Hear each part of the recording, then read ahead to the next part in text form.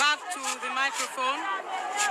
As we said earlier, the king, the monarch, the Oba, is coming from the Osama Palace.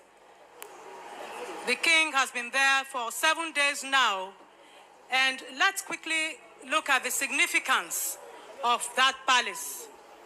That palace, which is situated on Siloko Road, for those who know Benin, that palace is on Siloko Road. That was the site of the former palace of the Oba of Benin. That was the site where Oromiyan lived. It was built by him, and the first Oba in the Eweka dynasty, or Oba Eweka I, lived there first in 1200 AD. It was later that that palace was moved to the present site, and that was done by Oba Ewedo. The Usama Palace, we are told, is where Oromiyan lived, and when he needed to return to Ife, he left his pregnant wife, who was the daughter of the Enogie of Ego. He left his daughter, and then that pregnant wife, who was the daughter of the Enogie of Ego, was pregnant at the time that he left. And so it turned out that the woman gave birth, but the child could not speak. This is history. The child could not speak. All efforts put in to make him speak proved abortive. And then they sent back to Ife, to his father, the Oromiyan, who sent a special seed, special pebbles, known in Benin as ahwe. He sent that special seed. Ordinarily, it was a game played, an everyday game, but that seed was special. And so, as the then baby played the seed with his contemporaries, others around the palace then, it was just the last seed left. And so he threw it. He threw that special seed from Ife. That is the link the Beninese have with Ife. Brothers all the way. So that baby threw that seed, and all of a sudden, the gods opened his mouth, and he proclaimed, Owomika, I have captured it. Owomika was later corrupted to Eweka, that is Eweka the First. Eweka the First began the dynasty that we are in now, and we are witnessing a long line of Obas in that dynasty. And so today we give glory to God that even in the face of modernity, even in the face of technology, this Oba has chosen, like his fathers before him, to carry out all the rites, all the functions, all the rituals that the office demands.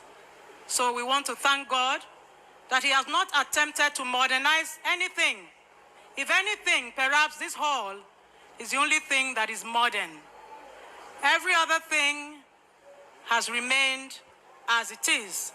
And of course, we have the spectacular new palace, which is a state-of-the-art palace. Perhaps that is just the external, but I believe every other thing is as it is.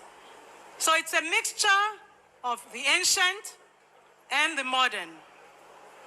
We do not necessarily need to live in the past. We use the past to shape the present and the future. And that is what this Oba signifies. It shows that he's a modern king. He's a king who looks forward to the future. He's a king who acknowledges the importance of technology. He's a king who takes seriously the importance of science, despite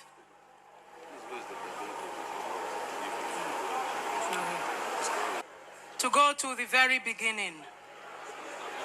And so what is the very beginning? I'm talking about the history of Benin, the history of Benin monarchy, not the history of anywhere else.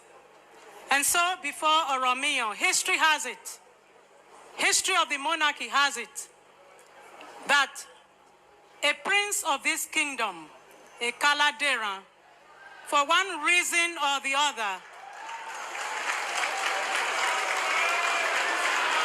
for one reason or the other, a Kaladeran was banished from this kingdom. He was abandoned in this kingdom, and he went to a place. He went to a place that is now known in history as Ife. He went to that place where he was received warmly, and then he chose the name Izoduwa. That was the name that he chose. And so history also has it that when there was some challenges in Benin Kingdom necessitating that the rightful heir to the throne be installed in this kingdom, the people sent to Ife because their prince that they had now discovered, that their thought was lost but had been found, their prince who left this kingdom because of certain happenings in this kingdom and went to Ife, their prince was in Ife. And so from this kingdom they sent that he comes home to ascend the throne. History also has it that at the time that he was sent for, he was too old to come.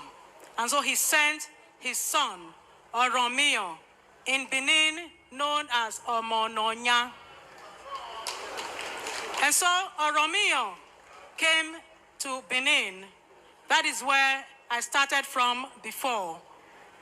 It was when he felt that he could not understand certain things with the people here that he left. He went back to Ife. At the time that he left, his wife was already in the family way and gave birth to Eweka the First. Thank you very much.